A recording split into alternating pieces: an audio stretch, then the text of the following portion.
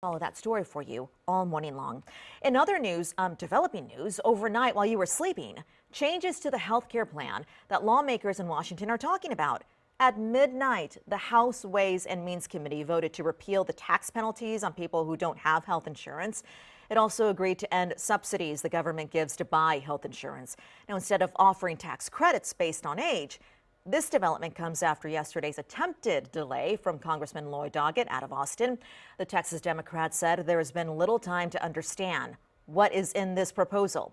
In a statement, he said that the bill needs extreme vetting. But GOP House members, they too are divided on what to do with the Affordable Care Act because there's one bill that would replace it. Another bill would make some major changes to it.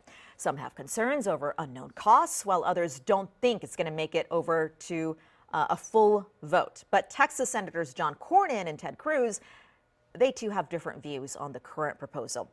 Senator Cruz recently told reporters at roll call that the current bill will not pass the Senate.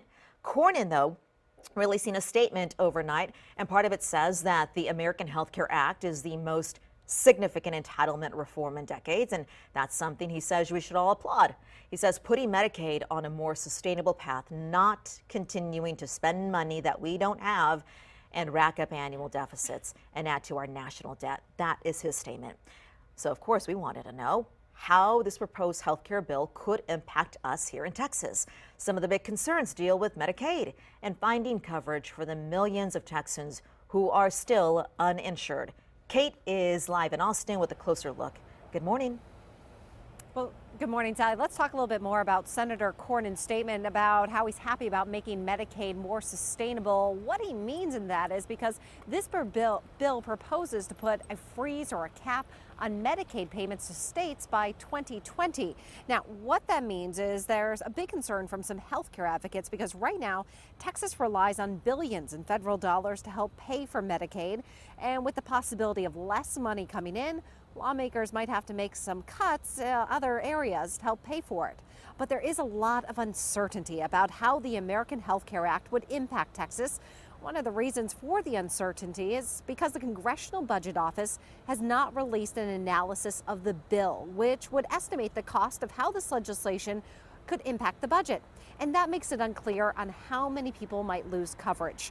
The new provision added in overnight by ending government subsidies to buy health insurance and instead offering tax credits also lends uncertainty to the health advocates who are already worried about how low-income families could be impacted.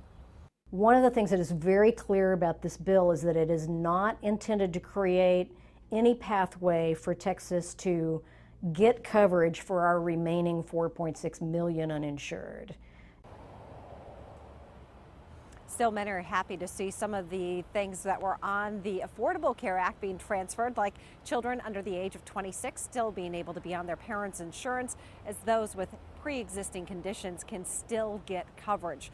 Political experts, though, believe there could be several changes still added to this bill before it even goes for a vote, Sally. Okay, Kate, thank you.